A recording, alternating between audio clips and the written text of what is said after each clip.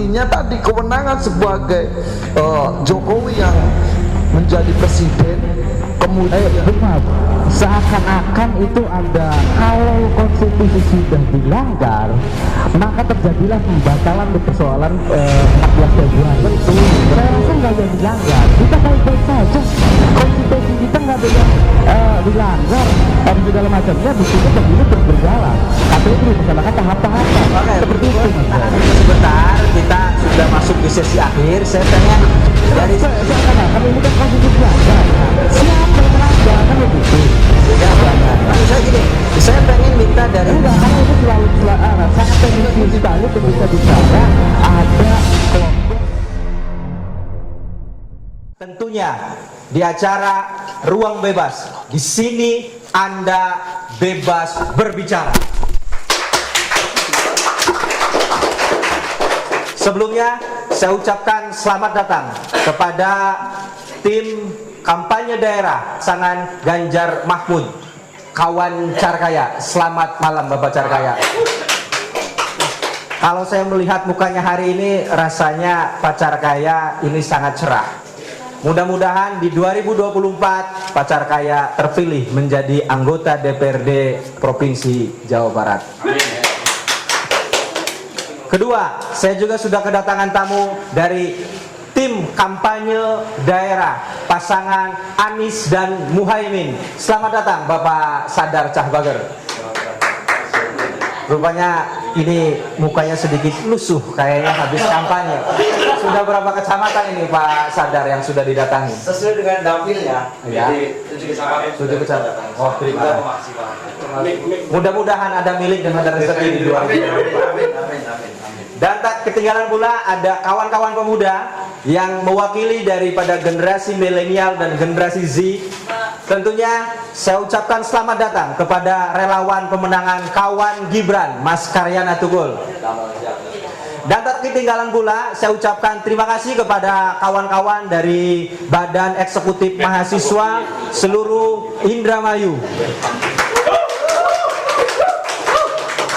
Oke pemirsa, dimanapun Anda berada, kita hari ini akan berbincang seputar siapa kuat tim pemenangan Presiden 2024.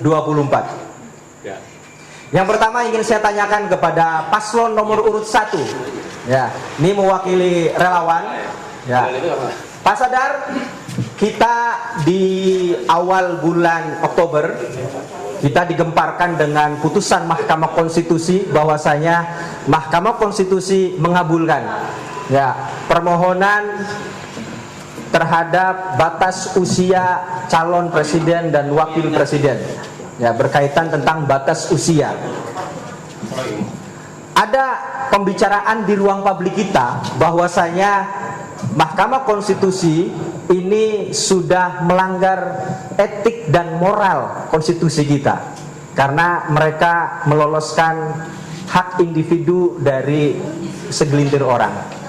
Lantas kemudian saya pengen tanya kepada Bung Sadar, bagaimana tim kampanye daerah Anies melihat daripada putusan Mahkamah Konstitusi? Bagaimana pendapatnya Mas? Baik, terima kasih sahabat Hendrik, selamat datang dan salam kenal untuk sahabat-sahabat mahasiswa seluruh Kabupaten Indramayu yang hadir. Juga saya ucapkan banyak terima kasih kepada tim kru Ruang Bebas. Di sini Anda bebas berbicara. Selamat bergabung dan saya ucapkan banyak terima kasih atas undangannya. Sahabat Carkaya, sahabat Karyana Tukul dan moderator sahabat Suhendrik. Berbicara persoalan tadi yang disampaikan oleh Pak Suhendrik tentang keputusan MK, kalau ngomongin apa ya hak konstitusi atau bahasa Pak Suhendrik tadi penjegal segelintir orang atau apapun, karena ini sudah berjalan, bahkan MK sudah memutuskan, itu juga sudah diputuskan sudah diputuskan oleh MK. Saya rasa ya inilah negara kita dan inilah hukum di kita.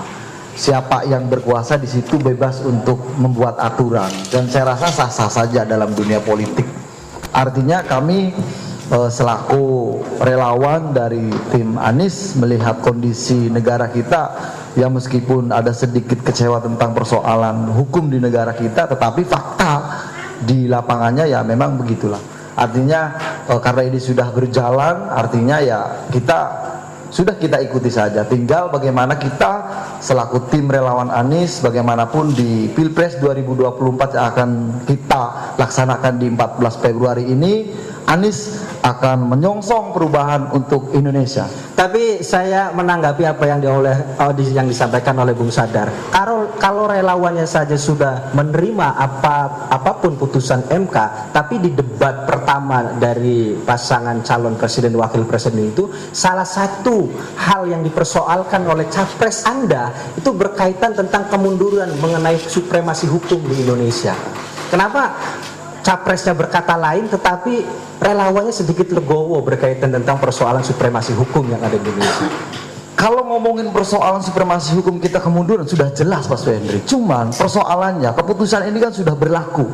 Bahkan KPU sudah menetapkan hukum yang sudah kita tetapkan dan hari ini lagi dijalani. Artinya ketika kita masih berbicara persoalan aturan tadi, maka ya tidak ada Pilpres di tanggal 14 Februari, kan begitu. Kalau kita mengotot persoalan tadi, supremasi hukum yang kita mundur, di negara kita mundur, sudah jelas, ini sebuah kemunduran. Saya sepakat apa yang disampaikan oleh Pak Anies Baswedan selaku capres saya. Artinya sementara dari dinamika yang ada, persoalan keputusan itu sudah ditetapkan, ya artinya kami selaku tim relawan pemenangan Anies dan Muhaimin, ya sudah kita terima, kan begitu. Artinya secara konstitusi mungkin secara kelembagaan mungkin bisa kita lanjutkan, tapi kita hanya tim relawan, artinya kita mengamini saja. Tinggal bagi saya dan teman-teman relawan pendukung Amin, ya kita siap untuk memenangkan capres dan cawapres saya di pemilu 2024. Mungkin begitu Pak Sendri. Oke, terima kasih kepada Bung Sadar. Saya ingin bertanya di sampingnya kawan Carkaya. Ini Pak Carkaya, semua orang itu melihat relasi antara Jokowi dengan Ibu Megawati ini diprediksikan 2024 akan berjalan secara harmonis. Karena kita semua tahu Jokowi di Pilkada Solo, Pilkada DKI, Pilpres itu partai politik pengusungnya adalah PDI Perjuangan. Dan semua orang itu menduga Pilpres 2024 itu akan terulang kembali kemesraan antara Jokowi dengan Megawati. Tapi pada fakta politiknya, rivalitas antar paslon ini, antara kubu yang didukung oleh Ibu Megawati dengan kubu yang dimotori oleh Pak Prabowo Subianto, itu ada terah Jokowi menjadi pasangan calonnya. Lantas bagaimana tanggapan Bung Carkaya berkaitan tentang relasi Jokowi dengan Ibu Megawati hari ini? Terima kasih. Bismillahirrahmanirrahim. Assalamualaikum warahmatullahi wabarakatuh. Yang saya hormati Bung Suhendrik, Bung Sadar, Bung Tukul, ini kawan saya semua. Sebelumnya saya memperkenalkan diri. Saya dari relawan Ganjar Mahfud, relawan nasional khususnya di bidang tani, Forum Penggarap Pelopor Sejahtera for Ganjar Mahfud, yang mempunyai visi mewujudkan Indonesia unggul, gerak cepat mewujudkan negara maritim yang berkeadilan dan lestari, yang adil dan lestari. Terkait dengan apa pertanyaan atau apa? Ya, gini Pak Carkaya. Ya udah maksud Pak, maksudnya itu sebenarnya bukan pertanyaan, tapi semacam apa ya, menggali apa sebenarnya yang terjadi gitu kan. Ya faktanya bukan Bu Mega sebenarnya, PDI Perjuangan sebagai gerbong rumah besar Marhaen, di dalamnya sendiri ada Jokowi, sampai sekarang dia masih kader PDI Perjuangan. Kalau menurut definisi partai kami, dia adalah petugas partai, sama seperti saya ditugaskan di pesta pemilu, saya ditugaskan sebagai caleg. Ibu ketua umum juga ditugaskan partai sebagai ketua umum. Kemudian bupati juga ditugaskan sebagai bupati. Artinya semua apapun di dalam ruang-ruang publik, jabatan publik itu partai kemudian mengeluarkan tugas untuk bagaimana menjalankan AD/ART partai. Jadi Jokowi ini kan ditugaskan partai. Kemudian ada fenomena yang menarik yang kemudian dikuliti oleh kelompok-kelompok atau masyarakat di luar partai kita yang mungkin juga pengertian pemahamannya di partai kita juga kurang begitu ini kan. Yang jelas PDI Perjuangan mengusung Ganjar Mahfud. Ketika berbicara Jokowi anaknya dipasangkan dengan Prabowo, itu otomatis dia bukan dari PDI Perjuangan. Artinya sikap kita tegas dan lugas bahwa ya di kontestasi Pilpres ini ya mereka adalah rival kita. Kita sebagai kader yang dimandati oleh partai, ya kita akan habis-habisan memenangkan Ganjar Mahfud, kira-kira begitu. Tapi saya pengen nanya, kalau Gibran itu ketika maju di Pilwalkot Solo, dia itu kan datang ke DPP dengan menunjukkan bukti dia ber-KTA PDIP Perjuangan. PDI Perjuangan ya. Nah, ketika dia sudah mendaftarkan diri sebagai cawapres dari pasangan Prabowo, ya, itu bagaimana status keanggotaan dari sosok Gibran dan seorang bapaknya Jokowi? Jadi di partai kami ini sudah jelas, artinya PDI Perjuangan mengusung Ganjar Mahfud. Ketika ada kader yang mengaku kader, ya dia otomatis itu sudah melanggar AD/ART partai. Jadi dia otomatis bukan bagian dari kita. Nah, terkait dengan presiden, sejarah kan mencatat dengan jelas 2 periode wali kota kita yang dukung, kemudian kita juga memenangkan di DKI Jakarta juga sudah jelas, 2 periode juga Pilpres juga kita habis-habisan, dengan Bung Hendrik juga sering berbeda pendapat kan.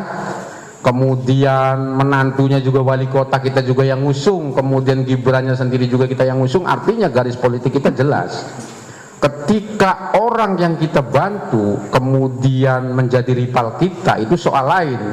Artinya PDI Perjuangan tegak lurus dengan garis partai, dengan AD/ART partai dan ideologi partai, bahwa yang kita perjuangkan adalah bangsa dan negara, bukan keluarga. Ketika keluarganya itu berkhianat, ya kita otomatis bertarung dengan keluarga itu, gitu kan. Sudah siap melawan Jokowi? Sudah sangat siap. Artinya PDI Perjuangan siap memenangkan kontestasi Pilpres dengan atau tanpa Jokowi? Dan kami meyakini kami akan menang, gitu kan. Seberapa yakin? Karena ini juga salah satu topik menarik. Karena banyak narasi di ruang publik kita, setiap pasangan calon presiden itu mengagendakan menang 1 putaran. Sebenarnya isu ini siapa yang diuntungkan? Jadi ada alasan kenapa harus 1 putaran, katanya untuk menghemat APBN, gitu kan. Mendingan duitnya untuk pembangunan. Itu menurut saya menyesatkan cara berpikir seperti itu. Kalau toh memang 1 putaran, faktanya ya silakan. Tetapi menurut saya, keyakinan saya yakin terjadi 2 putaran. Dan yang akan bertarung, mohon maaf, Kang ini sadar, Ganjar Mahfud dan Prabowo Gibran yang akan bertarung. Itu analisisnya. Tapi kayaknya Pak Carkaya kayaknya kurang pede nih dengan kandidat capresnya. Apakah tidak sepopuler Jokowi di masa pertama Ganjar Mahfud ini? Padahal dia juga membawa beberapa programnya Jokowi. Jadi gini, kayak kurang yakin dengan kita itu masyarakat yang cerdas menurut saya Indonesia ini. Walaupun faktanya juga menurut statistik sekolah SD 7 tahun. Tapi saya yakin dengan begitu masifnya pemberitaan dan sebagainya, rakyat cerdas. kami mengusung orang yang bukan kaleng-kalengan. Yang pertama, Ganjar sudah pernah di eksekutif, dia di DPR, kemudian pernah jadi gubernur. Pak Mahfud juga sudah pernah di tiga-tiganya trias politik, baik di legislatif, eksekutif, dan yudikatif. Artinya ini adalah barang bagus. Ketika barang bagus, saya yakin gampang sekali dijual dan gampang sekali dipromosikan. Buktinya apa? Di lapangan saya sudah mendengar dan melihat dan meyakini Ganjar Mahfud akan menang, terutama di Indramayu. Terima kasih. Yakin Anda akan Sangat memenangkan? yakin. Tapi ini saya perlu menarik satu pertanyaan lagi dari Bung Carkaya. Katanya Pak Ganjar ini sosok terbaik yang ada di PDI Perjuangan. Tapi rekam jejak digitalnya itu masih ada loh Pak Carkaya. Ganjar itu sempat jadi bahan bully dari kader-kader PDI sebelum dia ditetapkan menjadi seorang kandidat calon presiden. Ketika ada persaingan antara Ibu Puan dengan Ganjar di internal. Lantas bagaimana itu menyikapinya? Di PDI Perjuangan ini sudah biasa terjadi dialektika di antara kadernya.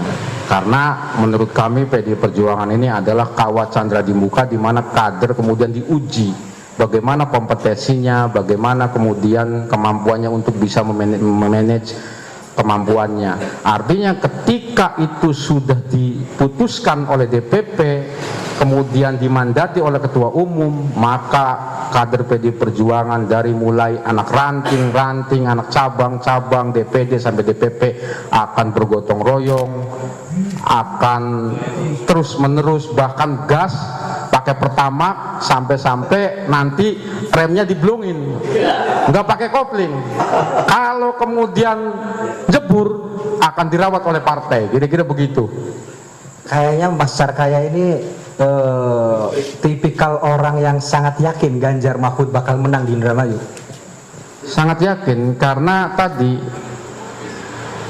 orang baik itu akan dimenangkan oleh orang baik juga. Dan saya yakin Indonesia ini masih banyak diisi-isi orang baik. Kebenaran pasti akan menemukan jalannya, kira-kira begitu. Pak Sadar, ini menarik ini. Pasangan calon Anda, ya Anies Muhaimin, ini bacaan dari relawan Ganjar akan kalah di putaran pertama. Kenapa ini bisa terjadi bacaan seperti itu? Karena ini berbicara daerah Indramayu, mungkin besar begitu. Karena memang melihat pendukung partai di Anies Muhaimin secara peta politik di Kabupaten Indramayu, memang partai yang pengusungnya memang kursi parlemennya paling sedikit dibanding ya tadi koalisi antara Ganjar Mahfud sama Prabowo Gibran. Mudah-mudahan kalau memang saya nggak jadi masalah kalau di Kabupaten Indramayu, tetapi secara nasional Amin akan lolos menjadi presiden dan wakil presiden. Begitu. Tapi landscape Indonesia itu Pak Sadar, kata Tan Malaka, siapa yang menguasai Jawa dia akan memenangkan pertarungan presiden di Indonesia. Indramayu itu bagian daripada Pulau Jawa. Betul. Indramayu ini kan hanya bagian kabupaten terkecil di Pulau Jawa. Iya. Artinya ngomongin Jawa, Banten, DKI, Jabar, Jateng dan Jatim, Surabaya. Ini kan luas, Pak. Iya. Saya meyakini kalau untuk pasangan Anies dan Anies Baswedan dan Muhaimin Iskandar untuk di Jawa Barat dan DKI Banten, saya pastikan itu menang. Seberapa ya serius tim pemenangan untuk memenangkan? Kalau ngomongin persentase, karena namanya persentase itu ya berbanding 100, jadi 100%. 100%. Betul. Yakin menang satu putaran?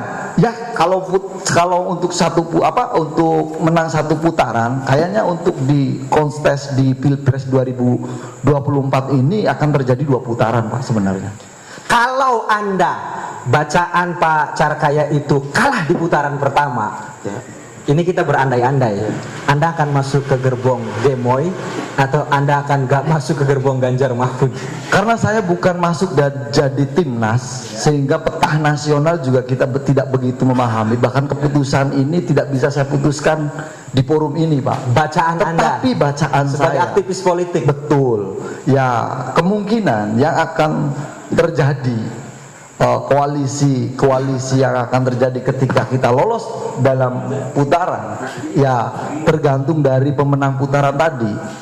Ketika putaran pertama ini Anies dengan Mahfud apa Ganjar, kemungkinan Prabowo akan ikut ke kita, ke Amin. Itu kalau asumsinya Prabowo yang kalah di putaran pertama. Iya. Kalau Anies kalah di putaran pertama, Anies akan masuk ke kubu siapa? Saya belum bisa menjawab karena saya yakin menang dan tidak akan menjadi kalah. Jadi untuk pertanyaan itu saya belum bisa jawab karena posisi saya pasti akan menang dan ikut di. Ada anekdot yang mengatakan begini, Pak Sadar, Anies akan menang di Jawa hanya di Kuningan. Ya. Dan ini juga akan menjadi pertaruhan karena rivalitas Gubernur Jawa Barat. Anies punya Ahmad Heriawan, Ganjar Prabowo Gibran punya Ridwan Kamil. Menurut Anda siapa yang masih memiliki pengaruh untuk memenangkan persentase pilihan presiden di Jawa Barat? Ya menurut saya sih Anies Muhaimin. Yakin menang? Yakin menang. Walaupun secara rilis survei yang ada Anies selalu angkanya Karena gini Pak lebih Hendrik, kecil. gini ya, ngomongin survei, kita tahu bahwa Pilkada DKI itu begitu downnya waktu itu melawan Ahok. Melawan Ahok, survei selalu dibikin tadi lah. Artinya bukan saya dalam rangka tidak percaya terhadap survei, tetapi ada survei-survei juga yang meyakinkan tim Anies Muhaimin ini menang. Kan begitu Pak Hendrik. Artinya meskipun persoalan Jawa Barat berbicara persoalan antara Heriawan mantan gubernur dengan Pak Ridwan Kamil, tetapi sampean juga bisa cek bahwa setelah Ridwan Kamil ini masuk ke partai politik, dalam hal ini ke Golkar, rating naiknya secara pribadi terhadap Ridwan Kamil itu turun Pak. Ini berdasarkan hasil survei. Nah tetapi tadi berbicara Jawa Barat, hari ini yang bisa menguasai persoalan di Jawa Barat itu Islam kota Pak. Artinya pendukung PKS, kemudian di beberapa terutama di wilayah Pasundan. Pasundan ini selain Cirebon Dermayu ya, yang menurut kita juga memang memprediksi untuk Jawa Barat mungkin kekalahan ini hanya di Dermayu dan Cirebon, tetapi untuk di kabupaten kota yang lain insya Allah Amin bisa. Indramayu, Cirebon, Anies kalah prediksinya. Iya. Berarti tim pemenangan Amin ini tidak serius dong dalam Bukan ngomongin tidak serius, tadi berbicara keyakinan, berbicara pemenangan secara Jawa Barat. Ngomongin Jawa Barat kan ada 28 kabupaten kota ya kalau nggak salah ya, 28 kabupaten kota yang ada di Jawa Barat. Artinya melihat tadi peta di Indramayu kemudian Cirebon yang notabene hari ini masih dikuasai oleh parlemen eksekutifnya itu PDIP, sementara dari dua kabupaten kota ini melihat koalisi di partai kita ya contohlah di Indramayu lah, PKB cuma 7 kursi, PKS cuma 3, Nasdem hanya sekian. Sementara ketika ngomongin PDIP, selain dia punya eksekutif juga di parlemennya lumayan kuat, artinya sebagai penguasa. Begitupun di Cirebon. Nah saya sih masih meyakini bahwa di Jawa Barat ya Amin akan menang. Itu saja Pak Swedia. Oke, terima kasih. Kita sebelum break saya pengen minta komentar dari relawan kawan Gibran ya Mas Tukul ya. Mas Tukul begini, banyak orang yang beranggapan pasca putusan Mahkamah Konstitusi berkaitan tentang batas usia capres dan cawapres yang kemarin sudah diputuskan, ini putusan Mahkamah Konstitusi bukan untuk mayoritas kepentingan warga negara Indonesia, tapi hanya untuk meloloskan satu keluarga, yakni adalah terahnya Presiden Joko Widodo. Bagaimana respon Anda berkaitan tentang asumsi masyarakat berkaitan tentang putusan MK tadi? Oke, sebelumnya saya mewakili dari kawan Gibran Indramayu, selaku ketua kawan Gibran Indramayu. Ada beberapa hal baik kaitan persoalan putusan MK, ya kan?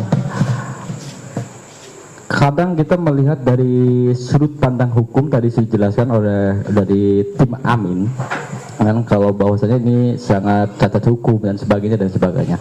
Tapi ada semangat lain yang ini dilupakan. Ya. Semangatnya apa? kalau misalkan putusan MK itu tidak berubah dari 40 ke 35, secara tidak langsung kita tidak menghendaki kepemimpinan nasional dipimpin oleh anak muda. Satu itu, ya kan? Sedangkan gembar-gembor semua orang, pemimpin muda ini, komunitas pemuda ini sudah layak untuk memimpin baik di tingkat daerah, kemudian sampai bahkan di nasional. Ketika di tingkatan nasionalnya dibatasi pada persoalan usia, ini sama halnya kita membunuh, ya kan, kepemimpinan anak muda di tingkatan nasional. Maksudnya itu. Nah, yang berikutnya adalah ketika tadi saya mengomentari apa yang dikatakan oleh Bung Sadar kaitan persoalan kemunduran demokrasi. Yang namanya demokrasi itu kan mengambil keputusan penting, baik secara langsung atau tidak langsung, berdasarkan mayoritas. Betul kira-kira seperti itu kan? Ini adalah demokrasi. Keputusan penting ketika diputuskan oleh baik secara langsung atau tidak langsung berdasarkan suara mayoritas. Nah, kalau dianggapnya putusan MK itu adalah bisa dikatakan cacat demokrasi, wong toh dari 9 hakim MK, 5 hakim itu memutuskan persoalan batas usia tetap 40 tahun dan juga punya pengalaman dan pernah menjabat sebagai kepala daerah. Itu diputuskan oleh 5 hakim MK. Secara tidak langsung itu sudah demokratis menurut teman-teman di kawan Gibran. Dan selain itu juga apa yang disampaikan oleh tadi relawan Amin dan kemudian tim dari relawan dari Ganjar Mahfud, saya juga kadang bingungnya begini. Relawan yang lain di luar Prabowo Gibran ini beranggapan 2 putaran, ya kan? Ini menurut saya ada titik pesimis dari masing-masing relawan untuk memenangkan pilpres. Menurut saya seperti itu. Karena apa? Karena begini, dari beberapa lembaga survei yang ada, yang sudah dipost oleh masing-masing lembaga survei, itu menempatkan posisi Prabowo Gibran di urutan pertama. Kira-kira begitu, kan? Kalau kami dari kawan Gibran beranggapan bukan lagi kita mau lolos putaran pertama atau putaran kedua, maksudnya seperti itu. Kami itu siap, bahkan siapnya kami itu ya 1 putaran. Dan kami siapnya itu bukan lagi bicara lolos di putaran kedua, kami siap 1 putaran. Itu Mas Hendrik untuk dari saya. Mas Tukul ini kan bukan struktur partai kan? Hanya sebatas relawan. Seberapa masif relawan itu mengkampanyekan paslon di pilihan presiden sehingga kemudian mampu mendongkrak elektoral dari pasangannya masing-masing? Begini, tadi sudah dikatakan bahwasannya Gibran itu adalah kader partai dari PDI Perjuangan. Satu itu. Yang kemudian pasangan di capres kita Pak Prabowo Subianto itu adalah kader partai atau ketua umum dari Partai Gerindra.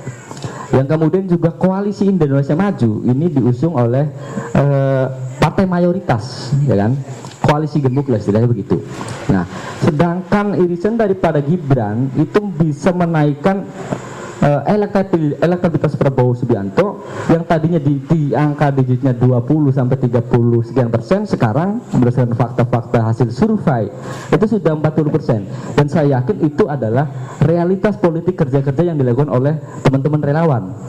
Lantas Bung Tukul begini, Gibran satu sisi dia sebagai cawapres dari pasangan Prabowo, satu sisi secara de facto dia tidak bisa dihindari sebagai anak daripada seorang presiden. Artinya politik dinasti di Pilpres 2024 ini pasti lekat disandingkan dengan yang namanya Gibran. Bagaimana kemudian relawan menampik daripada isu-isu politik dinasti yang melekat pada kubu Gibran dan Prabowo? Dinasti itu fenomenanya bukan hanya bicara Gibran. Fenomena dinasti itu di daerah-daerah itu banyak, ya kan? Misalkan kepala daerahnya adalah si A, kemudian kepala dinasnya adalah bisa jadi keponakannya atau masih kerabatnya. Dan fenomena persoalan dinasti itu bukan hanya diselamatkan persoalan Gibran, akan tetapi kita ini nggak kaget juga ketika ketika serangan, intrik mengenai pasangan kami dianggap dinasti dan sebagainya, ya sepanjang 5 tahun menjelang politik seperti itu kejadiannya. Taruhlah begini, kita bicaranya Gibran itu anak Pak Jokowi, ya kan? Misalkan kalau seianya begini, Pak Jokowi minta atau mau meminta Gibran untuk maju sebagai cawapres mendampingi Pak Prabowo, misalkan kita berandai-andai. Nah, kemudian Partai Koalisi Indonesia Maju itu meminta Mas Gibran untuk dicalonkan sebagai cawapresnya Pak Prabowo. Kalau Gibrannya nggak mau, kira-kira terjadi nggak pasangan Prabowo dan Gibran? Saya rasa juga nggak mungkin kan. Nah, satu itu. Yang kedua, nah, kenapa kok hari ini Gibran mau dicalonkan sebagai cawapres dan berpasangan dengan Pak Prabowo? Saya rasa begini, Gibran itu kalau tidak punya keberanian dan kemampuan, saya rasa Mas Gibran nggak bakal mau untuk dicalonkan. Ini fakta. Ketika pasangan Prabowo dan Gibran sudah terjadi, Mas Gibran itu punya keberanian dan kemampuan. Kita tahu kemarin-kemarin banyak serangan ke kubu Prabowo Gibran kaitan persoalan debat cawapres dan sebagainya. Akan tetapi fakta ketika terjadi debat cawapres itu sudah salah satu bukti bahwasanya Mas Gibran itu mampu untuk sebagai keterwakilan kepemimpinan muda di nasional. Nah, Mas Gibran juga bukan hanya sebatas kita lihat anak Presiden Jokowi.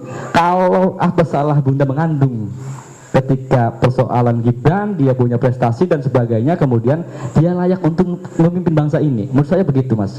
Apa yang disampaikan oleh kawan Gibran berkaitan tentang putusan Mahkamah Konstitusi? Katanya Pak Carkaya berkaitan tentang putusan Mahkamah Konstitusi ini tidak ada etika yang kemudian dilanggar di dalam putusan itu, ya, karena putusan MK pada dasarnya ini memberi ruang dan kesempatan anak muda untuk tampil di pentas politik nasional. Anak-anak muda diberi kebebasan dan diberi ruang khusus berdasarkan putusan itu. Bagaimana komentar Pak Carkaya berkaitan tentang putusan atau komentar dari kawan Gibran tadi? Terima kasih Bung Hendrik. Jadi berkaitan dengan untuk menanggapi kawan Tukul, ya kita bahas bagaimana tumbangnya Orde Baru reformasi. Di situ kenapa mahasiswa bergerak, rakyat bergerak, itu berkaitan dengan, menurut yang saya pahami itu berkaitan dengan terjadinya KKN pada waktu itu, korupsi, kolusi dan nepotisme. Dan nepotisme itu diverifikasi jelas ketika anak Presiden Soeharto yang namanya Mbak Tutut diangkat sebagai Menteri Sosial pada waktu itu, sehingga terverifikasi terjadi kolusi, korupsi dan nepotisme. Nah, bagaimana kemudian berkaitan dengan MK, keputusan MK? Di Indonesia itu demokrasi ini kemudian dibagilah istilahnya trias politika, ada eksekutif, ada legislatif, ada yudikatif. Nah, menurut pemahaman dan keyakinan para profesor di perguruan tinggi yang membidangi hukum pemerintahan, hukum tata negara dan sebagainya, itu menganggap terjadi pelanggaran etik pada keputusan MK yang diketuai. Sebenarnya bukan kebetulan fakta bahwa ketua MK-nya adalah paman dari Gibran, adik iparnya Jokowi. Nah, kemudian ada MKK,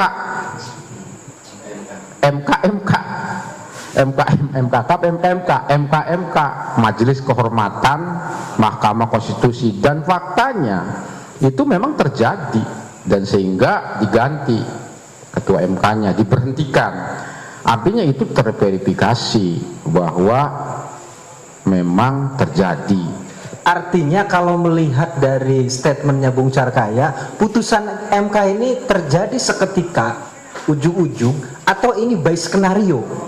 Kalau ngomongin kembali lagi ke ngomongin reformasi, kenapa terjadi reformasi? Salah satu semangatnya adalah limitasi jabatan, bahwa jabatan presiden dibatasi, jabatan-jabatan yang berhubungan dengan publik itu dibatasi. Karena apa?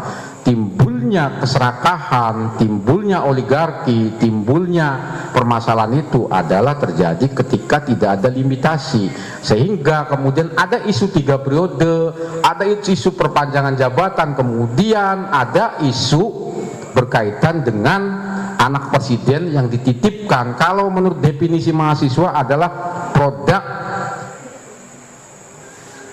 dari kecelakaan konstitusi, atau juga anak yang dilahirkan dari anak haram konstitusi.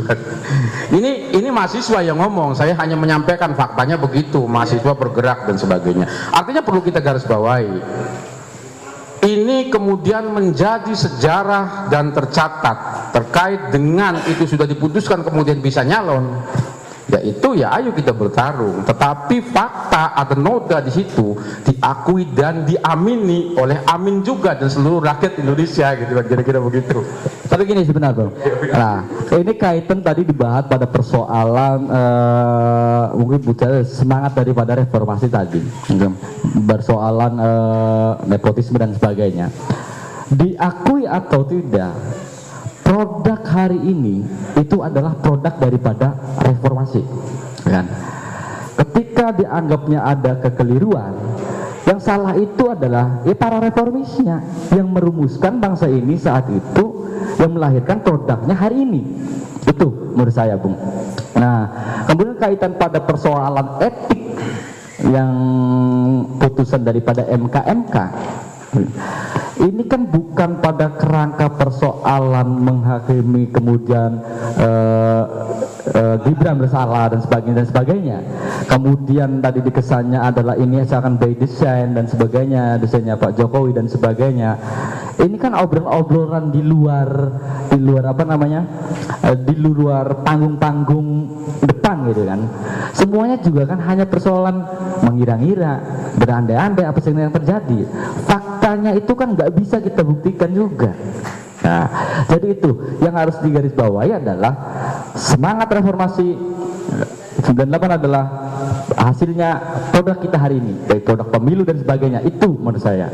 Saya pengen kembali lagi ke Pak Carkaya. Pak Carkaya, kalau ada diksi di internal PDI Perjuangan itu, semua bupati yang diusung oleh PDI Perjuangan semuanya adalah notabene sebagai petugas partai, baik itu bupati, gubernur, sampai itu pun Jokowi selaku presiden, betul ya? Nah, kalau saya melihat putusan MK itu kan relasinya adalah Gibran anaknya Jokowi, Jokowi adalah petugas partai dari partai PDI, kan? Artinya kalau ini dianggapnya ada skenario yang kemudian dimainkan oleh kekuasaan hari ini, berarti Pak Jokowi ini tidak nurut sama perintah partai.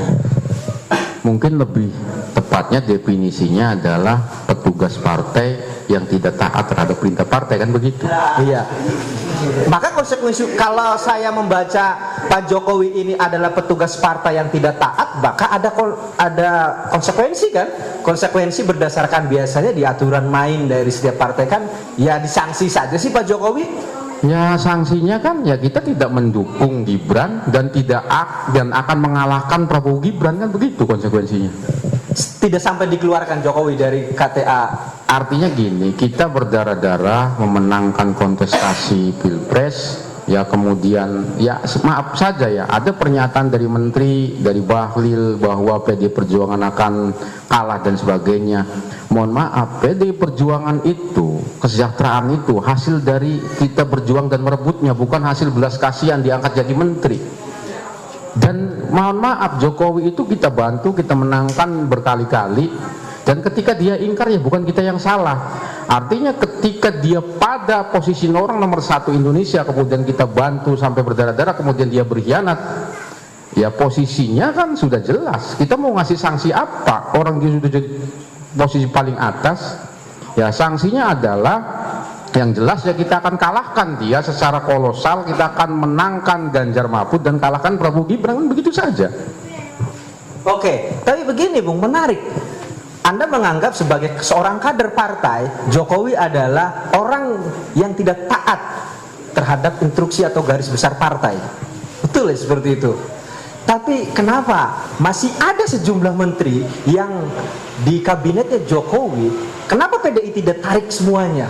Kalau emang Pak Jokowi sudah ingkar terhadap garis perjuangan partai, ini kan menjadi ambigu. Di atas kepentingan golongan kan kepentingan rakyat. Artinya ketika kemudian bola saljunya ini menjadi bola salju yang membuat negara ini menjadi kacau, saya kira juga sama dari PKB juga berpikir begitu. Karena ya mohon maaf, kita jadi menteri pun kalau dari Pak Muhaimin kakaknya, kemudian dari kader kita, itu kan bukan hasil belas kasihan tapi hasil perjuangan kita yang memenangkan. Ketika kemudian kelompok sana masuk kemudian jadi menteri, itu kan belas kasihan. Nah ketika dibelas kasih kemudian dia menjadi lawan kita, ya tinggal kita buktikan bahwa kita ini adalah partai yang kemudian akan memenangkan dengan kolosal, dengan akan mengalahkan mereka, kan gitu saja sebenarnya, simple saja Pak. Berarti kalau saya melihat statementnya Bung Carkaya, kalaupun Gibran andai kata kontestasi 2024 akan menang, dia juga bukan karena nepotisme atau politik dinastinya begitu ya? Definisi nepotisme itu kan jelas Pak. Bagaimana menggunakan kekuasaan demi kepentingan keluarga, dan pasti itu dilakukan praktek-praktek korupsi dan nepotisme, maksudnya kolusi. Ya di dalam MK itu sudah terbukti, ada faktanya, dipecat jadi ketua. Kita tidak berarti mengatakan itu Jokowi, tapi itu terjadi di MK. Definisi itu terang benderang diakui rakyat, diakui profesor-profesor ahli tata negara, semua mengamini itu. Ya faktanya begitu, ya silakan multitafsir, rakyat menilai sendiri, kan begitu kira-kira. Lalu begini, kalau dianggap kaitan pada persoalan Gibran dengan Pak Jokowi adalah kaitan nepotisme, justru juga apa bedanya yang dilakukan oleh Bu Mega terhadap anak-anaknya kan itu. Bu Mega sebagai ketua umum partai, selain itu dia juga sebagai seorang ibu daripada Puan Maharani dan juga seorang ibu dari Mas Prananda begitu. Nah,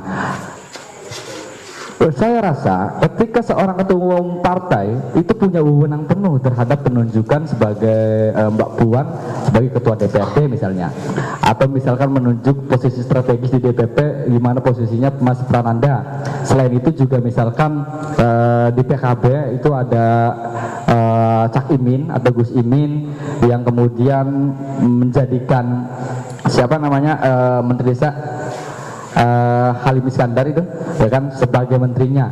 Apakah itu juga nggak bisa dinilai sebagai nepotisme?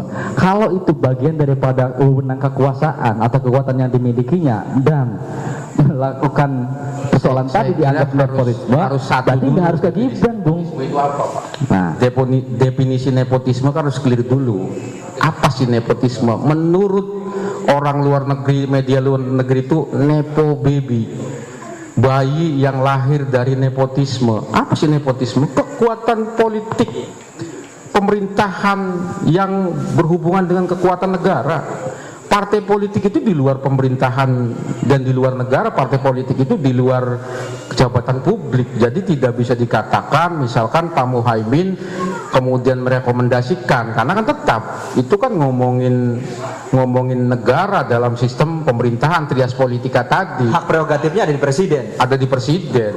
Oke, saya sebelum ngobrol lebih lanjut, saya pengen ngobrol berkaitan tentang paslon Anies dan Muhaimin. Pak Sadar, kita beralih topik dulu ini. Kayaknya dua paslon antara Prabowo Gibran dengan Jokowi Mahfud ini sentimen kekeluarganya cukup hangat untuk dibicarakan. Saya pengen tarik dulu terhadap pasangan Anies Muhaimin. Pak Sadar, kalau saya melihat beberapa komentar dari beberapa elit di PKB, kenapa Anies itu memilih Muhaimin untuk mendampingi di Pilpres 2024? Salah satu alasannya untuk memenangkan Jawa Timur. Kita ketahui bersama secara geopolitik yang ada di Jawa Timur itu mayoritas Nahdlatul Ulama, orang-orang NU itu mayoritas mendominasi. Nah sekarang ketika Muhaimin dicalonkan sebagai cawapres dari Prabowo Subianto, bagaimana sekarang reaksi dari keluarga besar NU yang ada di Jawa Timur, di Jawa Barat dan lain sebagainya? Apakah baik-baik saja ataukah sebenarnya NU besar hanya di angka, tetapi dukungan politik masih silakan dikembalikan kepada pribadinya masing-masing? Terima kasih sahabat Hendrik.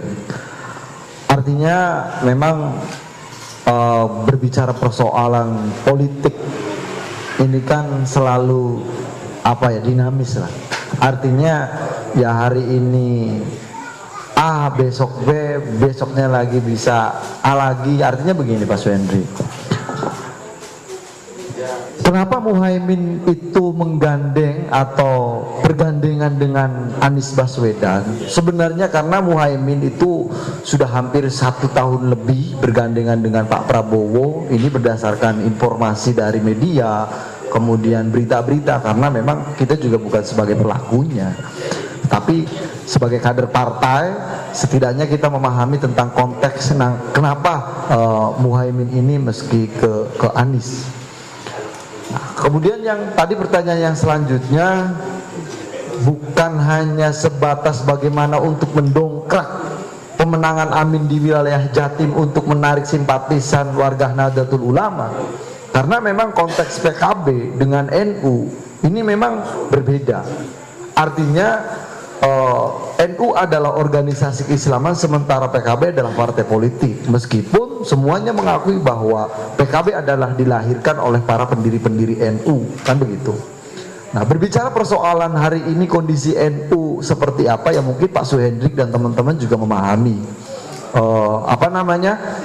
di kubu Nahdlatul Ulama juga punya pilihan tersendiri dan punya pemain sendiri, sementara di PKB kita tidak peduli dengan apa yang menjadi pernyataan NU secara struktural. Kita fokus bagaimana ketua umum kita Muhaimin Iskandar agar kita menangkan dengan ya tadi segala cara dan segala kekuatan yang kita miliki, kan begitu Pak Suhendra. Artinya PKB tanpa diminta pengabdian selain untuk rakyat, ya Nahdlatul Ulama juga bagian dari perjuangan PKB. Nah, artinya kita tidak mau PKB ini secara pernyataan saya pribadi bahwa ya tidak pernah membentur-benturkan itu. Yang terpenting bagaimana ketua umum kita Gus Muhaimin atau Abdul Muhaimin Iskandar ini ya kita dorong sebagai wakil presiden Republik Indonesia. Terima kasih Bung Sadar atas statementnya. Pemirsa, sebelum kita akhiri sesi ini, saya pengen minta ya, karena ketiga narasumber yang hadir pada malam hari ini, mereka ditugaskan oleh internal partainya masing-masing untuk memenangkan paslon yang dia dukung di mana di TPS yang ada di sekitar mereka. Wabil umum dia diminta untuk memenangkan pasangan presidennya di Kabupaten Indramayu. Saya minta dari pasangan nomor urut 1, anggap yang di depan adalah masyarakat Indramayu, bagaimana Anda mengkampanyekan ide dan gagasan dari pasangan Anies dan Muhaimin. Terima kasih. Kenapa Muhaimin Iskandar atau Anies Muhaimin ini mengangkat isu perubahan?